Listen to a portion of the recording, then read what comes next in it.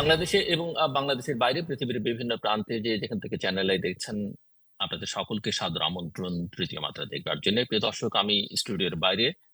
আর আমার সঙ্গে আজকের এই তৃতীয় মাত্রায় কথা বলবেন, অতিথি হিসেবে আছেন তৃতীয় মাত্রার স্টুডিওতে বাংলাদেশ জাতীয়তাবাদী দল বিএনপি দলীয় সাবেক সংসদ সদস্য এবং বিগত দিনগুলোতে যখন তিনি সংসদে ছিলেন বিভিন্ন সংসদীয় স্থায়ী কমিটির সভাপতির দায়িত্ব পালন করেছেন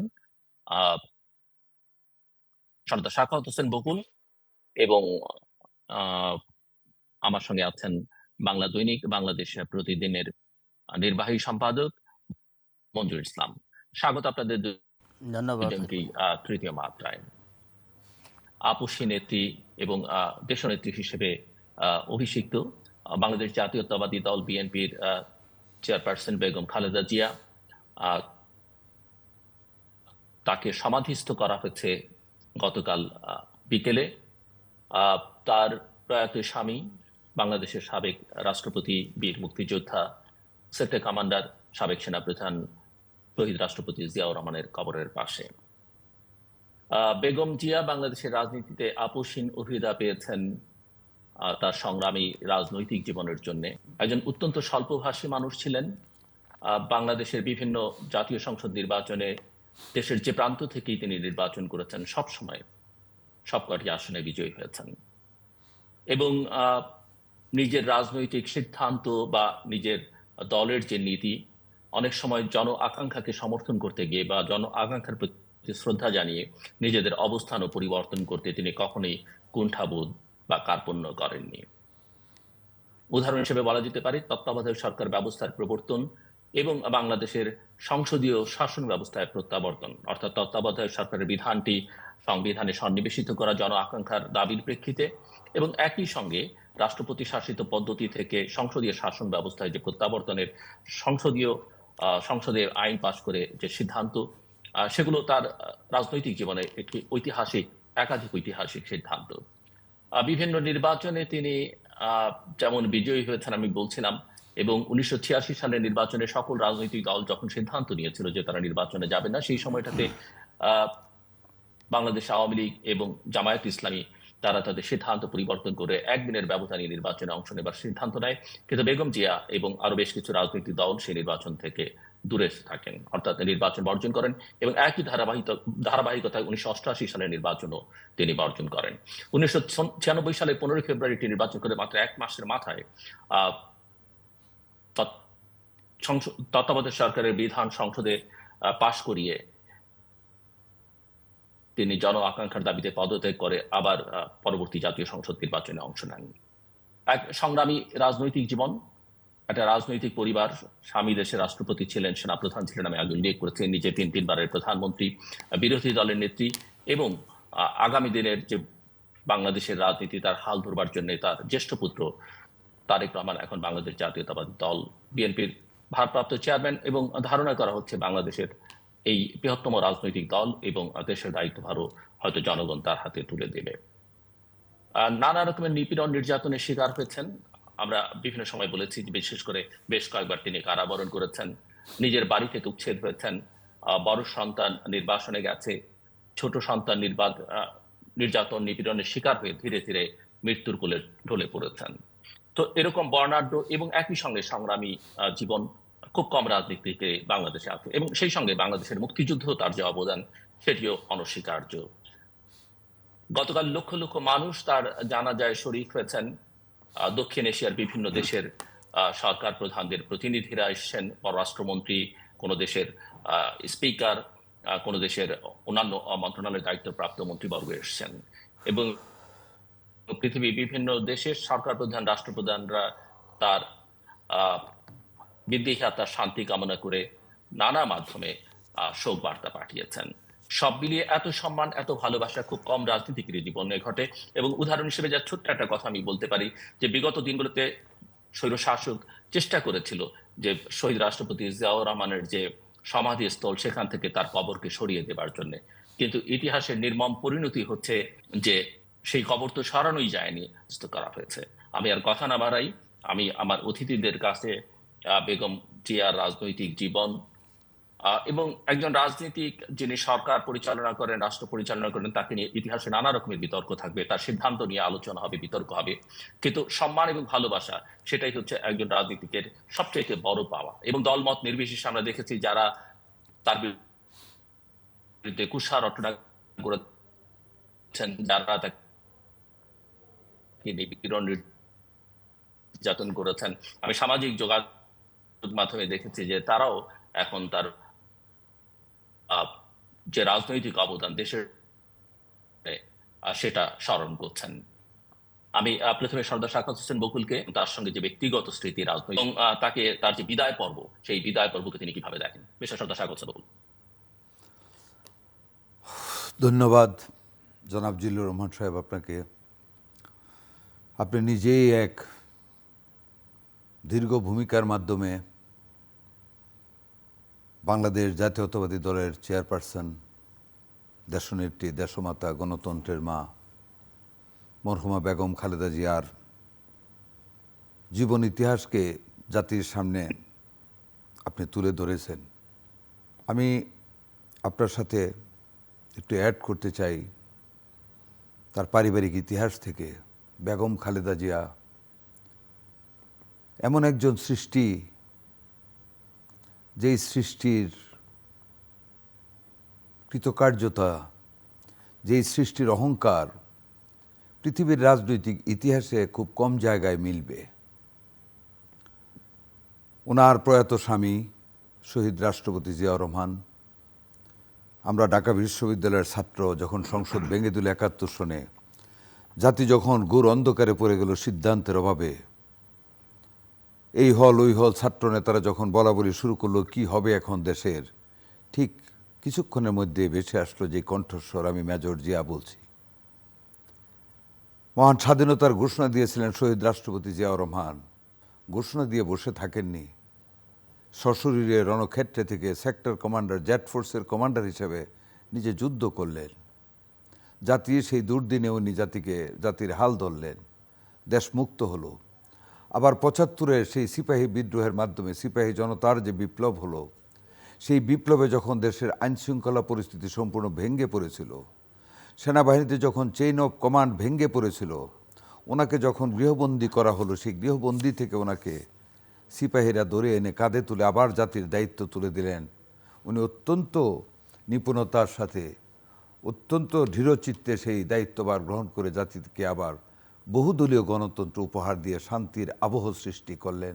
এই সেই জিয়া যিনি বেগম খালেদা জিয়ার স্বামী, ১৯৬০ সনে যার সাথে উনি বিয়ের পিঁড়িতে বসেছিলেন। এক গর্বিত স্বামীর স্ত্রী বেগম খালেদা জিয়া।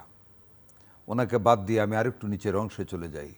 যেই দুইটা শিশুপুত্রকে নিয়ে এসে ১৯৭১-এর সে অন্ধকার দিনগুলিতে, বর্বর স্বৈরাচার পাকিস্তানি বাহিনীর আক্রমণের দিনগুলিতে উনি অন্তরীণ অবস্থায় ছিলেন ঢাকার সেনানিবাসে।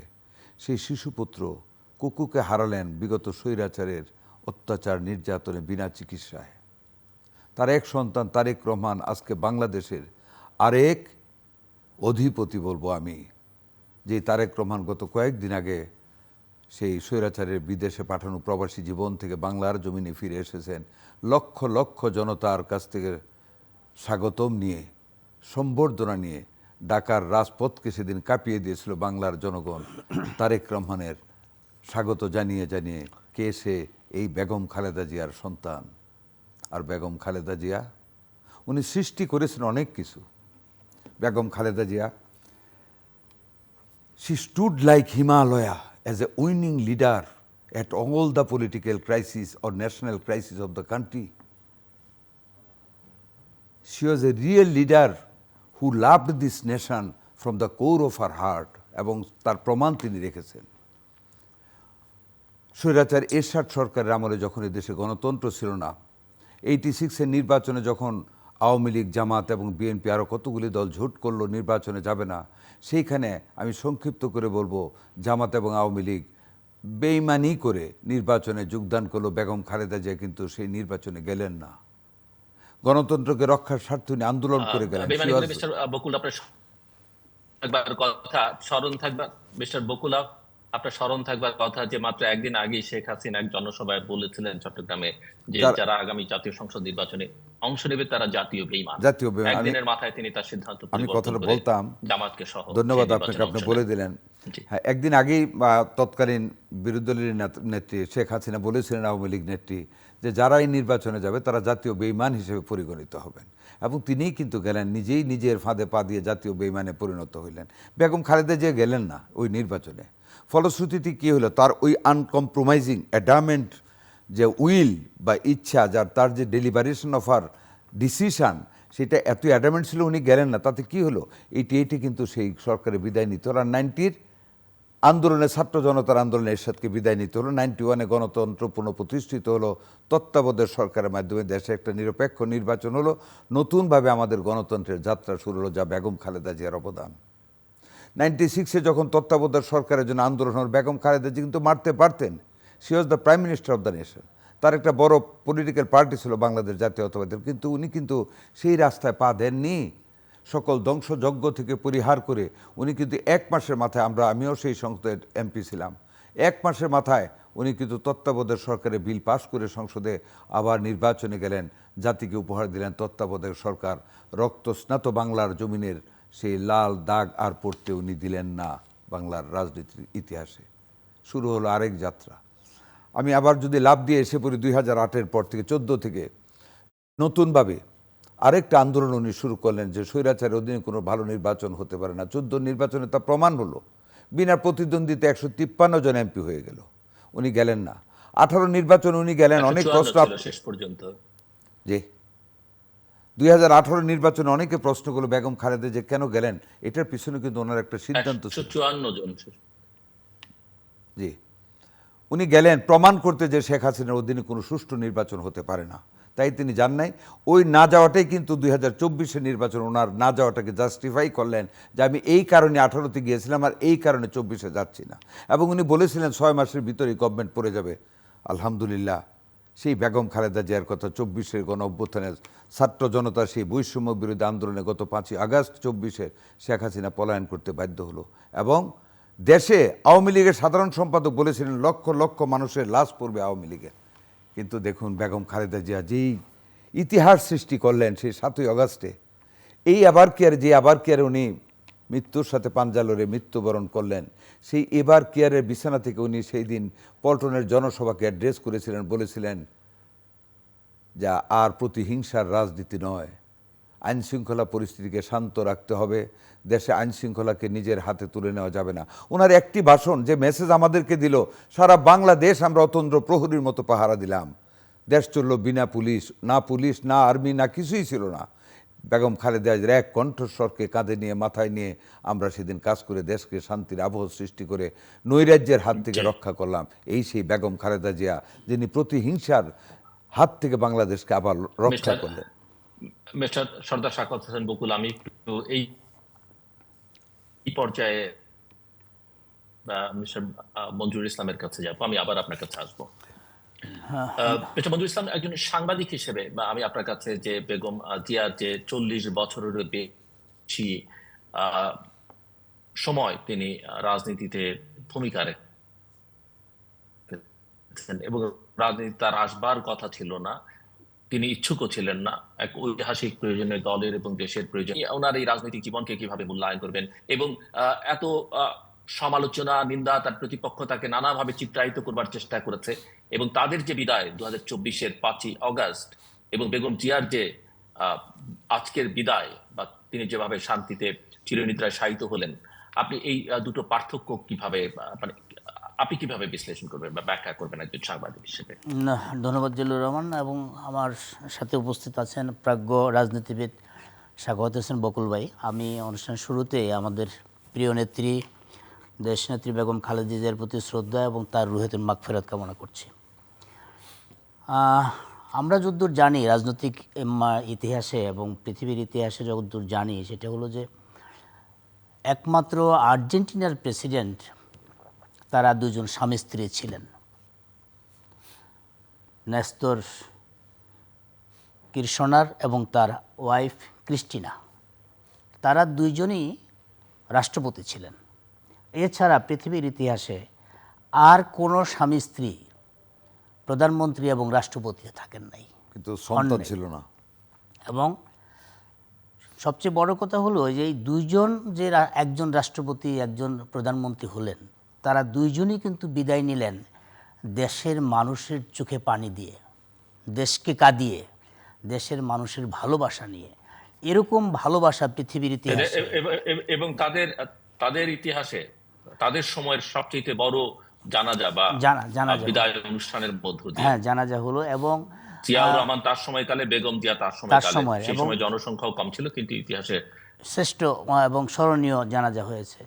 এবং দুইজন পাশাপাশি শায়িত আছেন, এটাও একটা বড় বিষয়। কিন্তু আমার বেগম জিয়ার সাথে আমার সরাসরি দেখার সুযোগ হয়েছে। আমি যখন আমার মানে সংবাদপত্রের সাথে যে রিলেটেড যখন হয়েছি, যখন সাংবাদিক হিসেবে কাজ শুরু করেছি, তখন নবীন রিপোর্টারদের মধ্যে আমার মাত্র 1-1.5 বছরের সময় হয়েছে। তখন আমি 1987 সনে পূর্বানী হোটেল থেকে যখন নসরুল্লাহ খান বেগম জিয়াকে গ্রেপ্তার করলেন 11ই নভেম্বর, ওই অ্যাসাইনমেন্টটা আমি কভার করেছিলাম।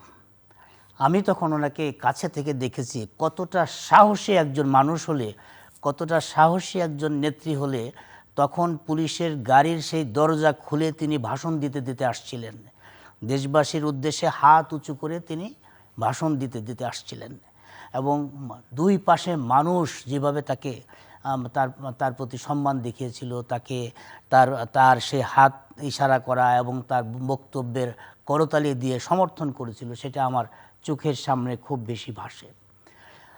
সংবাদপত্র একজন কর্মী হিসেবে আমি দেখলাম যে 90-এর গণ আন্দোলনের পর যখন অন্তর্বর্তী সরকার, শাহাবুদ্দিন সাহেবের অন্তর্বর্তী সরকার যখন গঠন হলো, তখন সংবাদপত্রের কালা কানুনের একটা ধারা ছিল, সেই ধারাটা শাহাবুদ্দিন সাহেব এসে সেটা বাতিল করে দিলেন।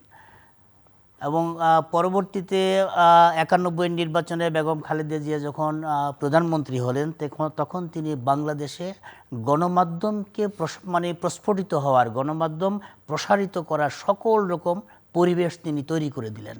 এবং তারপরেই কিন্তু অনেক গণমাধ্যম একসাথে, অনেক গণমাধ্যমের জন্ম হলো, অনেক পত্রিকার জন্ম হলো। মনে হলো যেন আর ঢল নেমেছে গণমাধ্যমের। ওই সময় অনেক গণমাধ্যম যেমন হয়েছে, সংবাদপত্রে এবং সংবাদপত্রের মধ্যে অনেক সাংবাদিকেরও জন্ম হয়েছে। আজকের যে গণমাধ্যমের যে অবস্থান, গণমাধ্যমের যে শক্তিশালী অবস্থান, এইটার ভিত্তিপ্রস্তর কিন্তু বেগম খালেদা জিয়া তৈরি করে দিয়ে গেছেন।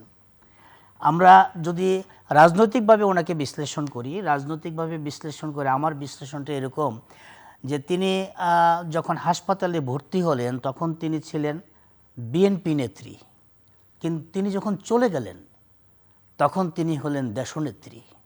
সারা দেশের মানুষ তাকে নেত্রী বলেছেন। দেশনেত্রী উপাধিটা বিএনপির পক্ষ থেকে দেওয়া হয়েছিল, কিন্তু দেশবাসী তাকে এমন ভালোবাসা দিয়েছে, সেই ভালোবাসার কারণে বিএনপির দেওয়া সেই উপাধিটা আজকে সারা দেশবাসীর উপাধি হয়ে গেল। সে কারণেই তিনি এখন দেশনেত্রী, দেশবাসীর কাছে তিনি এখন দেশনেত্রী।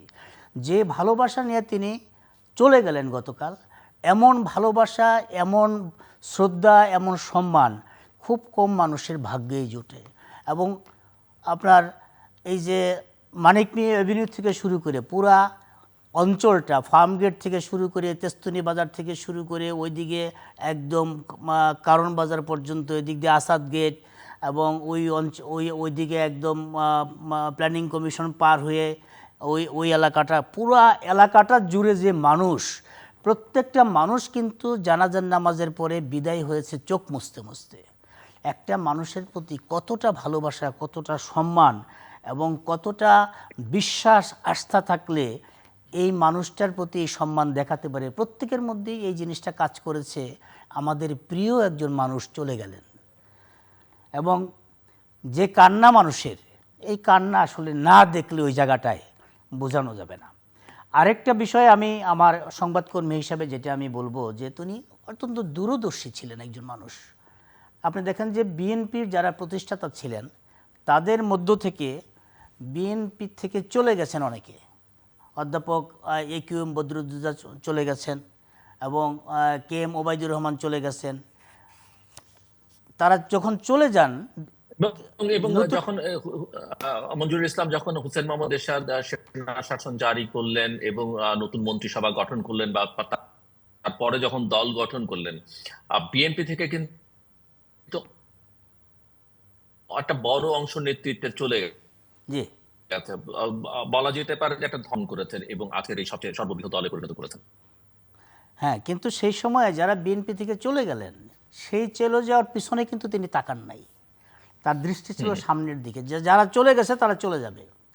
যারা প্রেসিডেন্ট জিয়াউর রহমানের আদর্শে বিশ্বাস করবেন, খালেদা জিয়ার আদর্শে বিশ্বাস করবেন, জাতীয়তাবাদী আদর্শে যারা বিশ্বাস করবেন, তারা বেগম জিয়ার সাথে থাকবেন, তার সাথেই থাকবেন। এই বিশ্বাস থেকে কিন্তু তিনি পেছনে তাকান নাই, তিনি সামনের দিকে তাকিয়েছেন। তিনি কিন্তু মানুষ চিনতেন, তিনি কিন্তু জানতেন যে কে ক্ষমতার জন্য রাজনীতি করছে, কে দেশ এবং দেশের মানুষের জন্য রাজনীতি করছে। সেই কারণেই কিন্তু সর্বশেষ পর্যন্ত তিনি বলে গেছেন, আমি দেশ এবং দেশের মানুষের রাজনীতি করি। এই দেশ ছাড়া আমার আর বিদেশে আমার কোনো ঠিকানা নাই।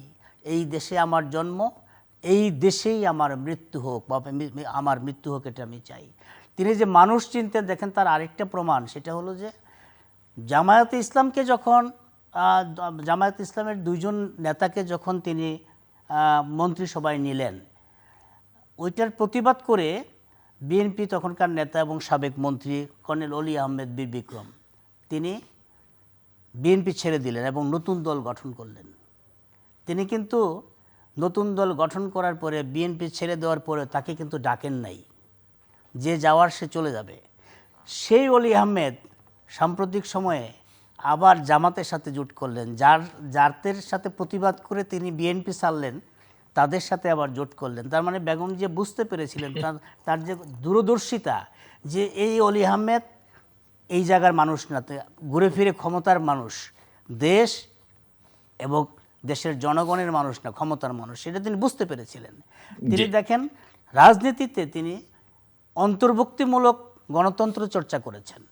তিনি সবাইকে নিয়ে, ডান বাম ইসলামিক দল, আপনার নিশ্চয়ই মনে আছে শাপলা চত্বরে যখন হেফাজতের উপর নির্মম হামলা হয়েছিল, সেই হামলায় কিন্তু তিনি প্রতিবাদ করেছিলেন, তীব্র প্রতিবাদ করেছিলেন। দলীয় নেতাকর্মীদেরকে আহ্বান জানিয়েছিলেন যে হেফাজতের নেতাকর্মীদের পাশে যেন দাঁড়ায়।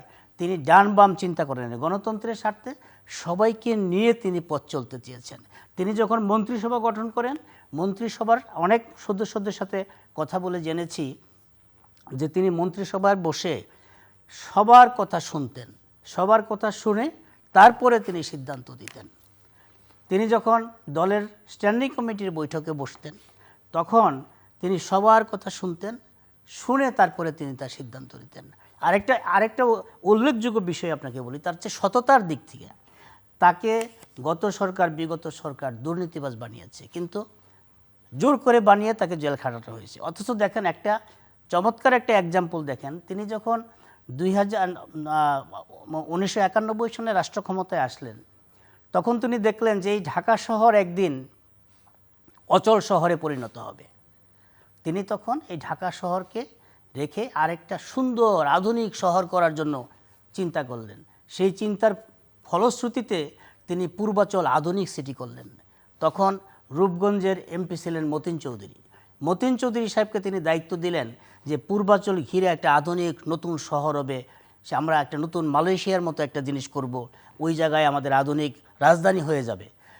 তার হাতে পূর্বাচলের এরকম শহর হলো, সেই শহরের জমি অধিগ্রহণের সব কিছু করার কারণে 96 নির্বাচনে রূপগঞ্জের মানুষ কিন্তু মতিন চৌধুরীকে ভোট দেয় নাই প্রতিবাদে। যে আর বেগম জিয়া তার হাত দিয়ে পূর্বাচলের শহর হলো, কিন্তু পূর্বাচলের শহরের মধ্যে জিয়া পরিবারের কারো একটা প্লট নাই। অথচ আমরা গত 15 বছরে দেখলাম, বিগত সরকারের শেখ হাসিনা সরকারের সময়ে তার ফ্যামিলির এমন কেউ নাই যে পূর্বাচলে প্লট নেন নাই। এই যে একটা মানুষ গুলশানে তার ফ্যামিলিকে সরকারের বরাদ্দ দেওয়া একটা বাড়ি ছাড়া আর কিচ্ছু নাই। এছাড়া দক্ষিণখানে জিয়াউর রহমানের একটা প্লট আছে, সেই প্লটটা ডোয়ার মতো পড়ে আছে। সেই প্লটটার ইতিহাস হলো মেজর মতিউর রহমান লিবারেশনের পরে ওইখানে কিছু জমি কিনেছিলেন। সেই জমি কিনে ওই সময়ের যারা মেজর পর্যায়ের এবং সমপর্যায়ের অফিসাররা ছিল তাদের সবাইকে 8 কাঠা 8 কাঠা করে জমি ভাগ করে দিয়েছিলেন। এই 8 কাঠার জমির দাম ছিল 10,000 টাকা। সেই 10,000 টাকা করে জমি নিয়ে ওই জায়গাটায় দক্ষিণখান চালা আর্মি সোসাইটি নামে পরিচিত জায়গাটায় ওই একটা প্লট এখনও ডোবার মধ্যে পড়ে আছে। অথচ বিগত সময়ে সরকারের সময় বক্তৃতা হয়েছিল জিয়াউর রহমানের দক্ষিণখানে বাড়ি আছে, জমি আছে, তারপরে এরকম দুর্নীতি করেছে। এই যে জিয়া পরিবারের পৈতৃক সম্পত্তি ছাড়া জিয়া পরিবারের কিন্তু কোনো সম্পদ নাই। অথচ একজন রাষ্ট্রপতি, 3 বারের প্রধানমন্ত্রী, কি পরিমাণ সম্পদ বাংলাদেশে থাকার কথা আমরা গত 15 বছরের ইতিহাসে দেখলাম। শেখ হাসিনা নিজেই বললেন যে তার পিয়ন নাকি 400 কোটি টাকার মালিক। সেই জায়গায় একজন রাষ্ট্রপতি এবং 3 বারের প্রধানমন্ত্রীর কোনো সম্পদ নাই। এর চেয়ে সততার এক্সাম্পল আর কি হতে পারে? আমি যদি আরেকটা বিষয় আপনার দৃষ্টি আকর্ষণ ধন্যবাদ। আমি আবার আপনার কাছে জি আমি মঞ্জুর ইসলাম আপনার কাছে আবার পরে আসি। আমি সর্দার শাখাওয়াত হোসেন বকুল আপনি শুনছিলেন এবং আপনি উল্লেখ করছিলেন সম্ভবত যে তিনি কিছুদিন আগে বক্তৃতায় বেশ কয়েক মাস আগে বিশ্বটা অভ্যুত্থানের পরে যে না ক্ষমতায় গেল, এ কথা কিন্তু তিনি তার আগেও বলেছেন এবং সম্প্রতি প্রথম আলোর সম্পাদক মতিউর রহমানের মতিউর রহমানের সঙ্গে তার একটি সাক্ষাৎকার প্রকাশিত, সেখানেও কিন্তু এই যে ধ্বংসের রাজনীতি নয়, প্রতিশোধ বা প্রতিহিংসার রাজনীতি নয়, এই কথা তিনি বারবার বলছিলেন। আরেকটা বিষয় উল্লেখযোগ্য যেটা মনে হয় যে প্রেসিডেন্ট জিয়াউর রহমান তিনি তৎকালীন সেনা কর্মকর্তা হিসেবে আপনি স্বাধীনতার ঘোষণার কথা উল্লেখ করেছেন, তিনি সেক্টর কমান্ডার ছিলেন, একটা ফোর্সের অধিনায়ক ছিলেন, আপনি নিজেও মুক্তিযোদ্ধা এবং মুক্তিযুদ্ধ এই যে শুরু থেকে আজ অব্দি শেষ পর্যন্ত মুক্তিযুদ্ধের চেতনা, মুক্তিযুদ্ধ নিয়ে ব্যবসা অনেকেই করেছে, কিন্তু জিয়াউর রহমান থেকে শুরু করে বেগম জিয়া হয়ে আজকে তারেক রহমান পর্যন্ত স্বাধীনতা, সার্বভৌমত্ব, মুক্তিযুদ্ধ কিন্তু তাদেরই রক্ষার, তাদের উপরে দায়িত্বটা শেষ পর্যন্ত পড়ছে। তো এটা আপনি নানা রকমের টানাপোড়েন দেখেছি বিভিন্ন সময়ে বিএনপির সঙ্গেও, এবং বিএনপি চাইতে আওয়ামী লীগকে তারা হিস্টোরিক্যালি অনেক বেশি পছন্দ করে, সেটাও প্রমাণিত, এবং যে কারণে বাংলাদেশের জনগণের অনেক ক্ষোভ আছে। কিন্তু রেসপেক্টের জায়গা থেকে যদি আপনি দেখেন যে জিয়াউর রহমানের সময় কিন্তু ভারতের সঙ্গে সম্পর্কটা একেবারে সম্মানজনক ছিল। তিনি ভারতে একাধিকবার গেছেন, ভারতীয় প্রধানমন্ত্রী বাংলাদেশ সফর করেছেন। জিয়াউর রহমান যখন সার্কের আইডিয়া করলেন, ইন্দিরা গান্ধীর সঙ্গে পরামর্শ করে তৎকালীন ভারতীয় প্রধানমন্ত্রী শুরু করলেন। আপনারা যদি পরে দেখেন যে তিনি বিরোধী দলীয় নেত্রী থাকাকালীন শেখ হাসিনার শাসনামলী যে সংবর্ধনা তাকে দিল্লি দিল, লাল গালিচা সংবর্ধনা, একেবারেই বিরল দৃশ্য আমরা জানি। প্রায় সপ্তাহখানেকের সফরে তিনি সেই সময় ছিলেন। ইভেন তিনি মারা যাবার আগেই নরেন্দ্র মোদী, ভারতীয় প্রধানমন্ত্রী, তিনি এক্সে টুইট করলেন, একটা বার্তা দিলেন, এবং মৃত্যুর পরে সম্ভবত প্রথম কোন বিদেশি সরকার প্রধান যিনি তার শোক জানিয়েছেন, এবং ভারতীয় পররাষ্ট্রমন্ত্রী কালকে এসছেন, তার পররাষ্ট্রমন্ত্রীরা বা অন্যান্য পর্যায়ের নেতৃবৃন্দ বার্তাও মিস্টার তারেক রহমানের কাছে পৌঁছে দিয়েছেন। তো এগুলো হচ্ছে যে আমি দেশের স্বার্থ রক্ষা করলে আসলে সম্মানটা পাওয়া যায় সেটা বোঝাবার জন্যই বললাম। এবং আপনি নিজে রাজনৈতিক ভাবে সংসদের ভেতরে থেকে ওনাকে নানাভাবে দেখেছেন। যদি আপনার ব্যক্তিগত জায়গা থেকে আপনি কোনো স্মৃতি তুলে আনতে চান দর্শকদের উদ্দেশ্যে, আপনি আনতে পারেন। মিস্টার সর্দার শাখাওয়াত হোসেন বকুল। ধন্যবাদ আপনাকে জিল্লুর সাহেব। কাল থেকে সারাটা দিন আজ পর্যন্ত শুধু কান্নাই আসে যতবার ওনার ছবি দিকে। আপনি নিশ্চয়ই খেয়াল করেছেন, আপনার কথার ফাঁকে ফাঁকে আমি কিন্তু বেগম জিয়ার দিকে তাকাচ্ছিলাম। অনেক স্মৃতি, এমপি হিসাবে স্মৃতি, ওনার দলের কর্মী হিসাবে স্মৃতি, ওনার সাথে বিদেশ ভ্রমণে গিয়েছে, অনেক স্মৃতি। জানি না আমি শেষ করতে পারবো কিনা বলে আবেগের তোরে। বেগম খালেদা জিয়া উনি একজন গর্বিত স্ত্রী, উনি একজন গর্বিত মা, উনি নিজে গর্বিত একজন নারী। নেতৃত্বের গুণাবলী, মাতৃত্বের গুণাবলী, এমন কোনো রন্ধ্রে রন্ধ্রে তা বর্তমান ছিল ওনার আচার আচরণ, কথাবার্তা, প্রতিটি জায়গা জিনিসে। 1991 সনে হারারেতে গিয়েছিলাম এএপিপি কনফারেন্সে আমাদের নেত্রীর সাথে। ওখানকার খাওয়া দাওয়া এতই খারাপ ছিল, সেকেন্ড ডেতে আমরা যে হোটেলে ছিলাম আমাদের 2-3 জন এমপিকে ডেকে বললেন, এই তোমাদের খাওয়া, এই ওনার একটি, উনি এত আপন করে ডাকতেন, এই বলতেন আগে, এই বকুল বা এই মাস্টার, আরেকজন মাস্টার গেছিল আমাদের সাথে, তোমাদের খাবার দাবার কেমন হচ্ছে? নেত্রী, খাইতে পারতেছি না, পুরা ভাত। উনি আধা ঘন্টার ভিতরে অ্যাম্বাসেডারকে ডাকলেন, বলেন আমার এমপিরা খেতে পারতেছে না, তাদের জন্য বাসায় খাবার ব্যবস্থা করেন, আমি খরচ বহন করব। অ্যাম্বাসেডার আমাদেরকে জানালেন। দ্যাট ওয়াজ দ্য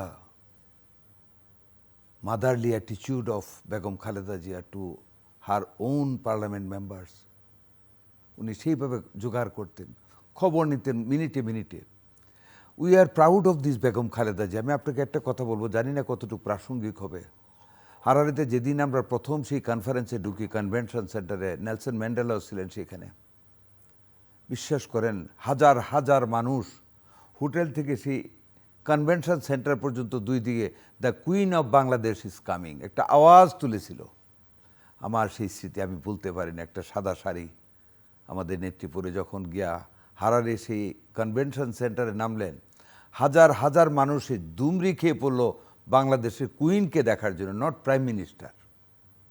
ওনার কথাবার্তায়, চেহারায়, তার আচার আচরণে এমনই ব্যক্তিত্ব ছিল যে বিদেশের মাটিতে পর্যন্ত তাকে মানুষ পাগলের মতন দেখতে আসছিল। আরেকটি স্মৃতির কথা বলবো, 1998 সনে উনি আমার নিজ ইউনিয়ন চালাকচর হাই স্কুল মাঠে আওয়ামী লীগের সকল অত্যাচারের বিরুদ্ধে প্রতিবাদ করার লক্ষ্যে একটা জনসভার আয়োজন করেছিলাম। উনি গিয়েছিলেন। আমি ওনাকে বলেছিলাম, ম্যাডাম, এই ইউনিয়নে আমার বাড়ি, আপনি যেই রাস্তায় ফিরবেন আমার বাড়িটা ওই রাস্তার পাশে, যদি দয়া করে একটু যান আমি খুশি হব, আমার মানুষ খুশি হবে। বললেন যাব।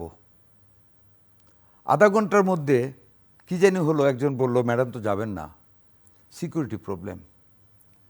আমি ম্যাডামকে গিয়ে বললাম, একই লাইনে তো বসা ছিলাম, ম্যাডাম আপনি নাকি যাবেন না, সিকিউরিটি প্রবলেম।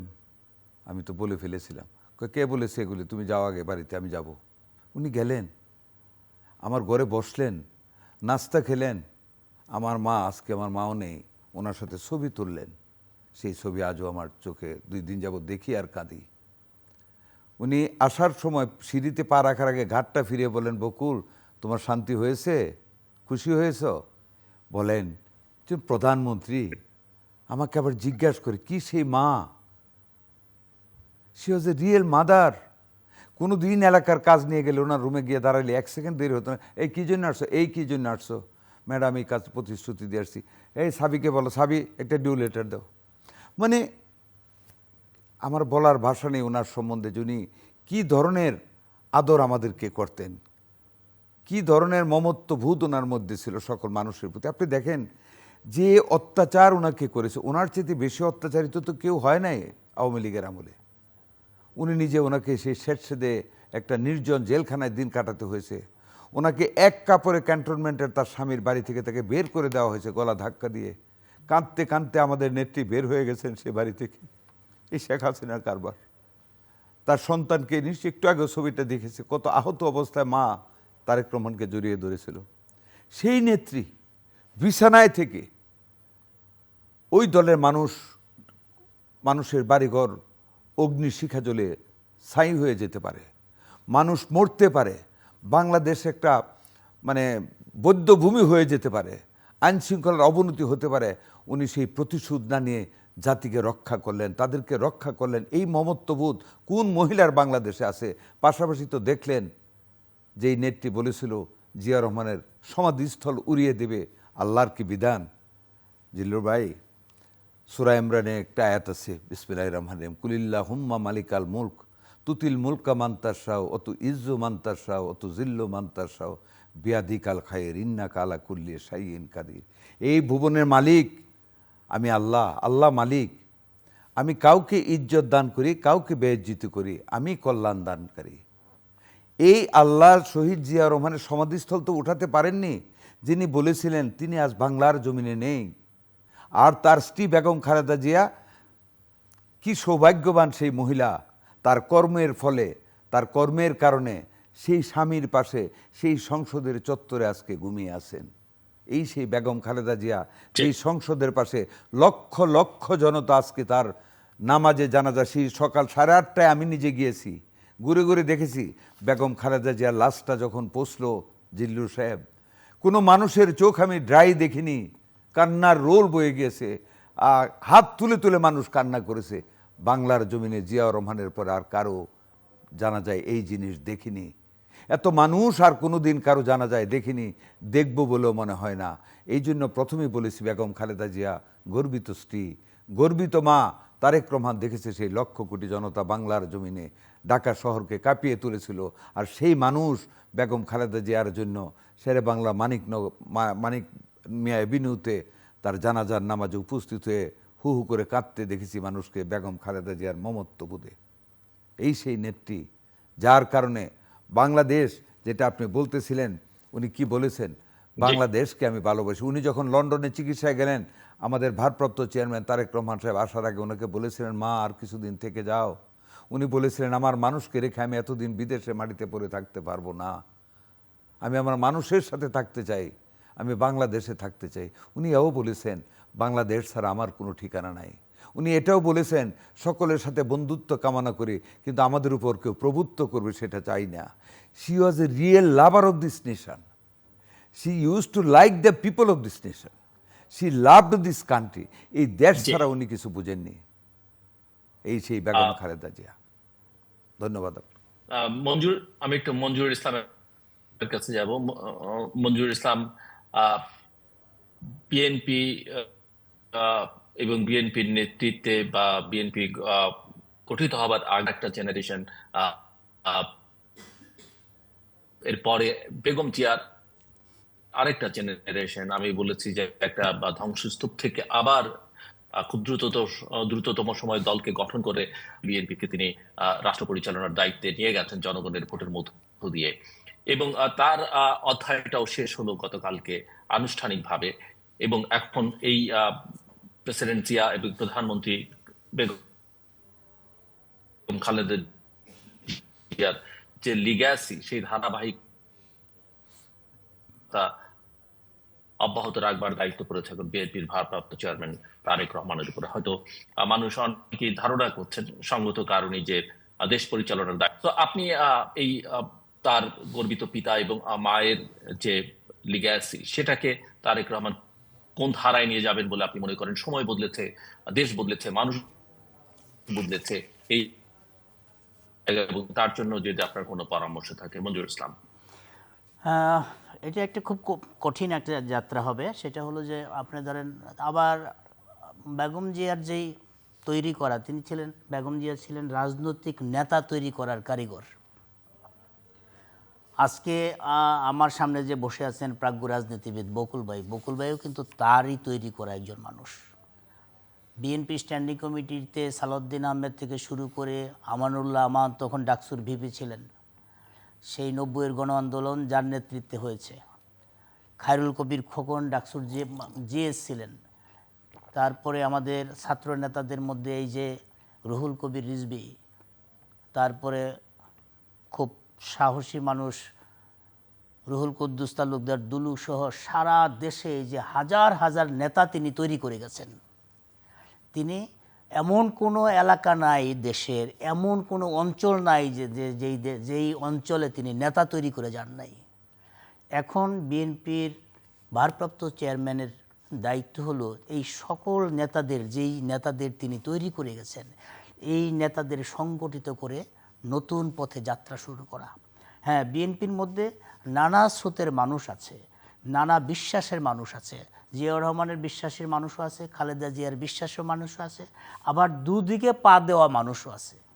বেগম জিয়া যেমন বুঝতে পারতেন যে কে দুদিকে পা দিয়ে রেখেছে, কার দুই দিকে পা আছে, কে দেশের মানুষকে ভালোবাসেন, কে ক্ষমতাকে ভালোবাসেন, সেরকম বুঝতে পেরে তারেক রহমানকেও নিজেকে গুছিয়ে নিয়ে এই শোককে শক্তিতে পরিণত করে আগামী নির্বাচনে মোকাবেলা করতে হবে। তবে দেশবাসী গতকাল যে বেগম খালেদা জিয়াকে বিদায় দেওয়ার সময় যে মেসেজটা দেশবাসী দেওয়ার চেষ্টা করেছে, সেটা হলো যে আমরা দেশবাসী শহীদ প্রেসিডেন্ট জিয়াউর রহমানকে চোখের জলে ভাসিয়ে বিদায় দিয়েছি, আমরা আপনাকেও ভালোবেসে চোখের জলে বিদায় দিয়েছি, এবং আমরা আপনার সন্তানকেও ভালোবেসে বুকে জড়িয়ে রাখব, এই মেসেজটাই কিন্তু দেশবাসী দিয়ে দিয়েছে।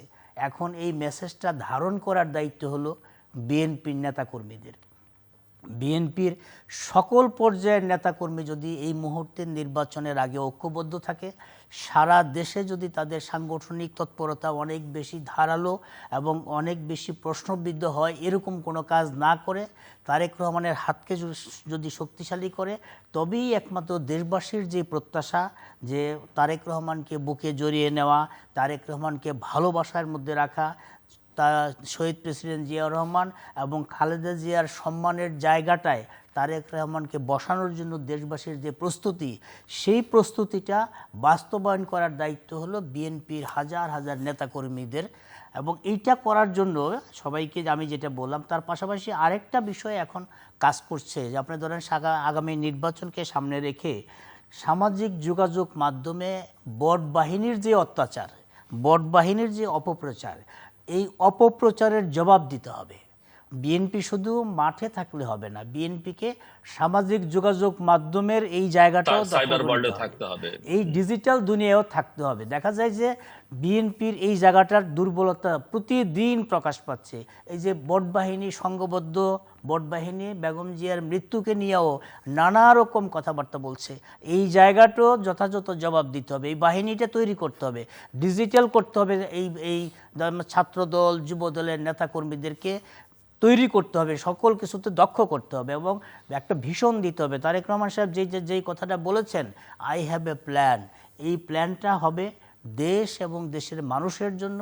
শহীদ প্রেসিডেন্ট জিয়াউর রহমানের যে অসমাপ্ত কাজ, বেগম খালেদা জিয়ার জন্য যে অসমাপ্ত কাজ, সেই অসমাপ্ত কাজগুলো সমাপ্ত করা এবং নিজের প্ল্যানটা বাস্তবায়ন করা। নিজের প্ল্যানটা কি হবে?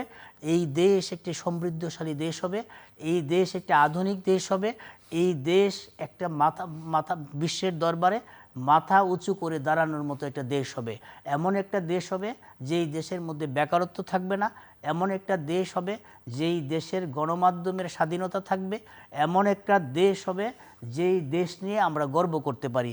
এই দেশের স্বপ্ন দেখানো, জিয়াউর রহমান যেমন স্বপ্ন দেখিয়েছিলেন, বেগম জিয়া যখন স্বপ্নকে বাস্তবায়ন করেছেন, অসমাপ্ত কাজগুলো সমাপ্ত করার দায়িত্ব, গুরু দায়িত্ব, শুধু দায়িত্ব না, গুরুর দায়িত্ব কিন্তু তারেক রহমান সাহেবের। তিনি শোককে শক্তিতে পরিণত করতে পারলে, দলকে আরও বেশি সংগঠিত করতে পারলে, বট বাহিনীর বিরুদ্ধে তার জবাব দেওয়ার একটা শক্তি অর্জন করতে পারলে, আগামী নির্বাচনে দেশবাসী তাকে বিমুখ করবে বলে আমি মনে করি না। এখন সেই দায়িত্বটা বিএনপির প্রতিটা নেতাকর্মীকে নিতে হবে। বিএনপির প্রতিটা নেতাকর্মী যদি নিজ নিজ জায়গা থেকে কাজ করে, তবেই একমাত্র তারেক রহমানের হাত শক্তিশালী হবে, বেগম জিয়ার যে স্বপ্ন, সেই স্বপ্ন বাস্তবায়ন হবে। এর বিকল্প কোনো রাস্তা আমার মনে হয় না। কারণ আমি হ্যাঁ, বকুল ভাই প্রতি কিছু বলছেন? আমি যেটা বলতে চাই যে তারেক রহমান সাহেব সম্বন্ধে যে কথাটা বলা হলো, আমি শুধু একটি কথা বলতে চাই, the son of late president Ziaur Rahman, the son of Begum Khaleda Zia must not be derailed, right, must not be derailed. উনি যে ওদিন যখন আসলেন, যে বক্তব্যটা দিলেন, দুইটা কথা কিন্তু বলেছেন। এইভাবে বলেছেন হাত ছুড়ে, I have a plan for my people and for the country. Last কি বলেছেন? মহানবী হজরত মোহাম্মদ মুস্তাফা সাল্লাল্লাহু আলাইহি সাল্লামের নীতি আদর্শকে সামনে রেখে, নৈতিকতাকে সামনে রেখে ইনশাল্লাহ সকল কাজ দেশের জন্য করব। উনি ওনার এই প্রতিশ্রুতি থেকে কোনো ক্রমে কোনো বিচ্যুতি ঘটাবেন না। জিয়া রহমানের নীতি আদর্শকে ধরে রেখে বেগম খালেদা জিয়া যেভাবে মানুষের কাছে আজকে বিএনপির অভিভাবক থেকে 18 কোটি মানুষের অভিভাবক হয়ে যিনি বিদায় নিয়েছেন, ক্ষমতাহীন অবস্থায় যিনি অতি গুরুত্বপূর্ণ ব্যক্তি হিসেবে ভূষিত হয়েছেন সরকারের কাছে, রাষ্ট্রীয়ভাবে যিনি মর্যাদা পেয়ে রাষ্ট্রীয়ভাবে যার জানাজা পরিচালনা করা হয়েছে, সেই বেগম খালেদা জিয়ার ছেলে তারেক রহমান লক্ষ কোটি মানুষের কাছ থেকে সম্বর্ধনা পেয়ে জাতির সাথে বেইমানি করার আত্মা তার ভিতরে নেই। আমার দৃঢ় বিশ্বাস জনাব Tarique Rahman is totally a changed person. He will do something very special for the nation, and he will show his expertise. She will show his honesty and integrity in performance while running the state if he gets that chance from the people, by the votes of the people. I can guarantee you, whatever, how much I have seen him after he has come back to Dhaka, how far I have seen him while he was in UK, by deliberation of his peace, what thought we have got, Tarek Rahman জাতির জন্য কিছু করবেন, he will do something unimaginable which we cannot imagine. He has that plan. দেখুন আমি বলি, কেন বলি জিল্লুর ভাই, আমাদের সাথে যখন আমরা নমিনেশন পাওয়ার পরে জনাব তারেক রহমান সাহেবের মিটিং হলো, উনি আমরা যারা মিটিংয়ে এমপি নমিনেশন পেয়েছিলাম একটা একটা কাগজ ধরে দিলেন এক শিটে। আমি জানি না জিল্লুর ভাই আপনারা জানেন কি না, সেই কাগজ পড়ে অবাক হলাম আমার উপজেলা দুইটাতে কোথায় মদ খাচ্ছে, কোথায় মদ বিক্রি হচ্ছে, কোথায় সরু রাস্তাটা পাকা নেই, কোন এরিয়াতে তরি তরকারি হচ্ছে এবং কোল্ড স্টোরেজের দরকার, হিমাগারের দরকার, এভরিথিং ডিটেলস একটা পৃষ্ঠার মধ্যে আমার নির্বাচনী এলাকা। আমি যতটুকু না জানি উনি তার চেয়ে বেশি জানেন কোনখানে মাছ মৎস্য চাষ হচ্ছে এবং কি কি করতে হবে। He has given that plan. Can you imagine 300 আসনে সে একই জিনিস করেছে। লন্ডনে সে বসে থাকেননি তারেক রহমান সাহেব, উনি কাজ করেছেন, উনি ফর্মুলেট করেছেন কি কাজ করবেন জাতির জন্য, মানুষের জন্য, যুব সমাজের জন্য, মহিলাদের জন্য। ফ্যামিলি কার্ডের আবিষ্কার করেছেন কৃষকদের জন্য এবং নারীদের জন্য। এই যে মেয়েদেরকে আত্মনির্ভরশীল করে মেয়েদেরকে যে অত্যাচারের হাত থেকে রক্ষার পরিকল্পনা এই প্রথম তারেক রহমান হ্যাজ ফর্মুলেটেড এবং really he will activate this thing. যুব সমাজকে চাকরির মাধ্যমে যুবক যুবতীদের ইপটিজিংয়ের হাত থেকে রক্ষা করা, সমাজের প্রতিটা কর্নারে উনি he wants a change, revolutionary change he wants to do in the Mirza Sardar Sakhawat Hossain Bakul, নিঃসন্দেহে তারেক রহমান গত বেশ কিছুটা সময় ধরে অনেক ইতিবাচক কথাবার্তা বলছেন এবং তিনি ঢাকায় এসেই যখন তার যে অভ্যর্থনা সমাবেশ সেখানে তিনি বলেছেন যে I have a plan, we have a plan. সবটাই ঠিক আছে, কিন্তু একা একজন মানুষ চাইলেও সদিচ্ছা থাকলেও সবকিছু করতে পারবেন না যদি তার টিম ঠিক না হয়। তার দলে আমার জিল্লু ভাই আমার র্যাঙ্ক অ্যান্ড ফাইলের নেতা কর্মীরা যদি সঠিক, কিন্তু সেই সাপোর্টটা তিনি আসলে দলের নেতা কর্মীদের কাছ থেকে সেটা তিনি পাবেন কিনা। আমরা যেমন ধরেন দেখলাম যে এই অভ্যুত্থানের পরে বিএনপির নেতা কর্মীদের একটা অংশ কিছু অপ্রীতিকর কাজকর্মের সঙ্গে যুক্ত হয়েছে এবং সেই সঙ্গে ওই যে বট বাহিনী যেটা মঞ্জুরুল ইসলাম উল্লেখ করলেন বা বিরোধী রাজনৈতিক পক্ষগুলো তারাও কিছু প্রপাগান্ডা চালালো, কিন্তু বাস্তব ঘটনা ঘটেছে।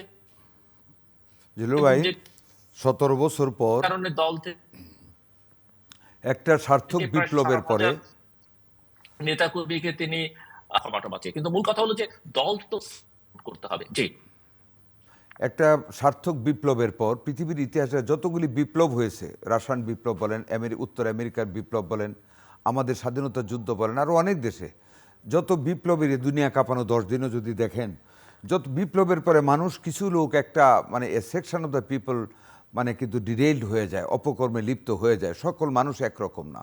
আমাদের এই জুলাই বিপ্লবের পরেও কিন্তু যখন দেশে কোনো আইনশৃঙ্খলা পরিস্থিতি একেবারেই ছিল না, যখন নাকি পুলিশ মেরে মানে টানিয়ে রাখা হয়েছিল, যখন মানুষকে মেরে আগুন দিয়ে পুড়িয়ে দেওয়া হয়েছে ছাত্রদেরকে পুলিশ কর্তৃক, এইরকম একটা অবক্ষয়ের পর সমাজে কিছু বিশৃঙ্খলকারী সৃষ্টিকারী মানুষ কিন্তু দুর্নীতিপূর্ণ কাজে নামে। আমাদের দলেরও কিছু কর্মী যে নেমেছে আমরা কিন্তু অস্বীকার করি না, কিন্তু আপনি দেখতে হবে আমাদের নেতা হাজার হাজার কিলোমিটার দূরে থেকেও কিন্তু মানে about 8,000 boys and girls had been suspended from the party এবং অনেককে কিন্তু শোকজ করা হয়েছে। He has taken action. এবং আমি আপনাকে এটা বলতে পারি আজকে তারেক রহমান কিন্তু দেশে, we all are within his visible sight. আমি আপনাকে এটুকু বলতে পারি তারেক রহমানের হাত থেকে খারাপ কাজ করে কোনো দলীয় নেতা বা কর্মী রেহাই পাবে না। এটুকু আমরা ওনার কথাবার্তায় আমরা বুঝতে পারি। And he will select a very honest team to run the country if he gets the votes of the people. এবং উনি যা চিন্তা করেছেন 30 সেকেন্ডস করে উনি যা চিন্তা করেছেন জনাব তারেক রহমান সাহেব, ওনার পিতামাতার ইজ্জতের দিকে চেয়ে, ওনার কমিটমেন্টের ইজ্জতের দিকে চেয়ে, মহানবীর কথা উনি যেভাবে জনসমক্ষে বলেছেন তার কথা মনে করে তারেক রহমান সাহেব will make a very good team of work এবং সেইটা দিয়ে উনি ওনার প্রতিশ্রুতিকে বাস্তবায়িত করবেন, আমাদের নেত্রী বেগম খালেদা জিয়ার ইজ্জতকে আরও গৌরবান্বিত করবেন। দোয়া Thank করি you, Begum thank you so Khaleda much. জিয়াকে আল্লাহ Thank you. বেহেশত নসিব করুন, আল্লাহ যেন বারজাকি Mr. আমলে Monjur বেগম Islam, খালেদা জিয়াকে কবরে শান্তিতে রাখেন। Mr. Monjur Islam, no closing remarks থাকলে 30 seconds এ। হ্যাঁ, 30 seconds এ, আমার Mr. ক্লোজিং মঞ্জুর ডিমান্ড ইসলাম। হলো যে তারেক রহমান দেশে ফিরে মাটি স্পর্শ করেছেন, মাটির প্রতি ভালোবাসা দেখিয়েছেন। মাটি কিন্তু তোনাকে বিমুখ করবে না। এই মাটির মানুষ কিন্তু গতকাল তাকে ম্যান্ডেট দিয়ে দিয়েছেন, তার মার প্রতি ভালোবাসা দিয়ে তাকে ম্যান্ডেট দিয়ে দিয়েছেন। কিন্তু এখন দলের নেতাকর্মীদের দায়িত্ব হলো সেই ম্যান্ডেটকে আগামী 12ই ফেব্রুয়ারির নির্বাচনে ভোটের বাক্সে নিয়ে আসা। এই দায়িত্বটা দলের নেতাকর্মীরা যত বেশি কার্যকরভাবে করতে পারবে, যে বাংলাদেশে জিয়াউর রহমানের আদর্শ, বেগম খালেদা জিয়ার আদর্শ তত বেশি বাস্তবায়ন হওয়ার সুযোগ হবে। Thank you. এর কোনো বিকল্প নাই। Thank you, Mr. ধন্যবাদ আপনাকে। Thank you. 30 seconds এ। Mr. বকুলকে সুযোগ করবেন 30 seconds যে এ? আমি শুধু একটা কথাই বলতে চাই, যে কথাটা আমাদের নির্বাহী সম্পাদক সাহেব বললেন, যে আজকে আমাদের এখন সবচেয়ে বড় দায়িত্ব, যেই ম্যান্ডেট জনগণ তারেক রহমান সাহেবকে দিয়েছেন আসার দিন, যেই ম্যান্ডেট গতকাল জনগণ আরও চোখের পানি দিয়ে ভিজিয়ে সিক্ত করে বেগম জিয়াকে বিদায়ের মাধ্যমে যে ম্যান্ডেট তারেক রহমানকে দিয়েছেন, তারেক রহমান সাহেবকে আপনি দেখেছেন ওনার মায়ের জবানে উনি কী বক্তব্য রেখেছেন, মায়ের জন্য ক্ষমা চেয়েছেন, দোয়া চেয়েছেন। এর বাইরে কিন্তু একটা বক্তব্য রাখেন নাই। ওনার যে থট, ওনার বক্তব্যে যে ওনার যে পার্সোনালিটির প্রকাশ পেয়েছে, Thank you. সেটাতে কিন্তু বোঝা যায়। এবং আমাদের দায়িত্ব হলো তারেক রহমানের অনেক ধন্যবাদ। কথাগুলিকে সঠিকভাবে সততার সাথে সামনের দিকে নিয়ে যাওয়া ও বটদের মানে উত্তর দেওয়া এবং দুর্নীতির ঊর্ধ্বে থেকে সকল কাজগুলি করে যাওয়া, যাতে জিয়া পরিবারের কোনো কলঙ্কের ছাপ তাদের গায়ে না আসে আমাদের কোনো কর্মের কারণে। ধন্যবাদ আপনাকে। অনেক ধন্যবাদ মিস্টার মঞ্জুর ইসলাম এবং মিস্টার সর্দার শাকত হোসেন বকুল। দর্শক, 1981 সালের 31শে মে প্রেসিডেন্ট জিয়াউর রহমানের অধ্যায়ের সমাপ্তি ঘটেছিল, কিন্তু তার নাম, তার কীর্তি এখনো পর্যন্ত অব্যাহত আছে এবং তার বেনিফিশিয়ারি বাংলাদেশ জাতীয়তাবাদী দল এবং তার নেতা কর্মীরা অবশ্যই দেশের মানুষও। আরেকটা অধ্যায়ের সমাপ্তি ঘটলো গতকালকে চিরনিদ্রায় সমাহিত করবার মধ্য দিয়ে বেগম খালেদা জিয়া। প্রমাণিত হয়েছে যে তার কীর্তিও অব্যাহত থাকবে, এই ধারাটাও অব্যাহত থাকবে আগামী দিনে। আগামীকাল একটা নতুন বছর, ইতিমধ্যে আমরা একটা নতুন বছরের যাত্রা শুরু করলাম, 2026 ইংরেজি নববর্ষ।